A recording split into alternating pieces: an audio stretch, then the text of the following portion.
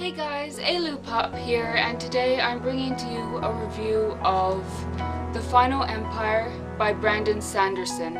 First off, I would like to say that my copy of the book just calls it Mistborn, but as far as I've been able to tell, the actual title of the book is called The Final Empire, and the series is called Mistborn. I'd heard of Brandon Sanderson from the work he did on the final 3 books of the Wheel of Time series by Robert Jordan, and while I liked those books, they just weren't Robert Jordan, so I wanted to actually read something by Brandon Sanderson. This is not the first book of his that I have bought, but it is the first book I have finished. The Final Empire follows the story of a young 16-year-old street urchin named Vin. Abused her whole life, first by her brother and by various thieving crew leaders, Vin is a very distrusting character and believes that everyone has a secret motive and everyone will betray one another.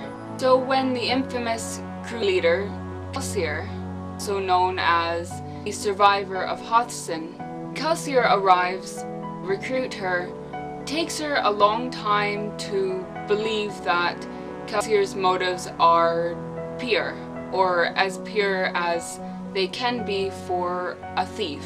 And Kelsier is planning a job that will be made easier with Vin along.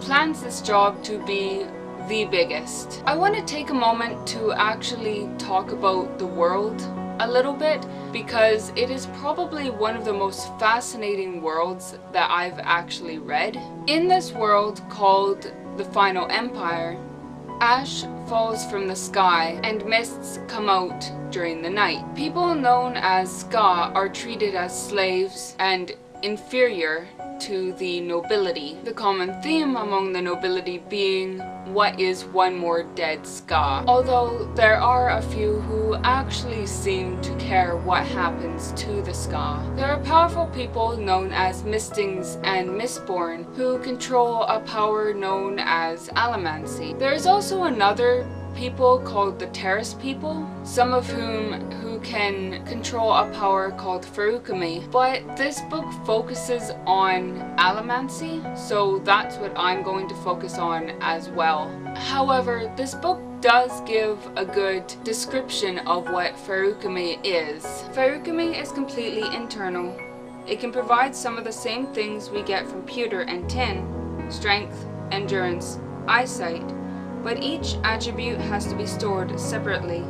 It can enhance a lot of other things too, things that Allomancy can't do: memory, physical speed, clarity of thought. Even some strange things, like physical weight or physical age, can be altered by Ferukami. So it's more powerful than Allomancy. Ferukami doesn't have any external powers. It can't push and pull emotions, nor can it steel push or iron pull. And the biggest limitation to Ferukami is that you have to store up all of its abilities by drawing them from your own body. Want to be twice as strong for a time? Well, you have to spend several hours being weak to store up the strength. If you want to store up the ability to heal quickly, you have to spend a great deal of time feeling sick. In Allomancy, the metals themselves are our fuel. We can generally keep going as long as we have enough metal to burn. In Ferukami, the metals are just storage devices. Your own body is the real fuel. Ferukami and Allomancy are probably the most fascinating magic systems that I've read about as of right now.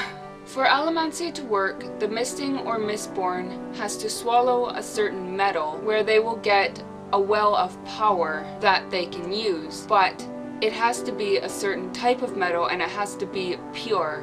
Otherwise, it could make them sick or even kill them. There are 10 known allomantic metals, along with a legend about an 11th that nobody really knows much about. Iron, steel, tin, pewter, brass, zinc, copper, bronze, otium, and gold are the 10 allomantic metals, and they don't find out what the 11th metal actually is until later in the series. I don't know if they find out in the next book or the book after, because I haven't read those books yet. And Vin also theorizes that there is a 12th metal that they just don't know about yet. Mistings control only one of the known allomantic metals, and Mistborn control them all. The police of this world are called obligators and inquisitors. The obligators are the more common officials dealing with the bureaucracy, anything from business deals to marriage. If an obligator didn't witness it,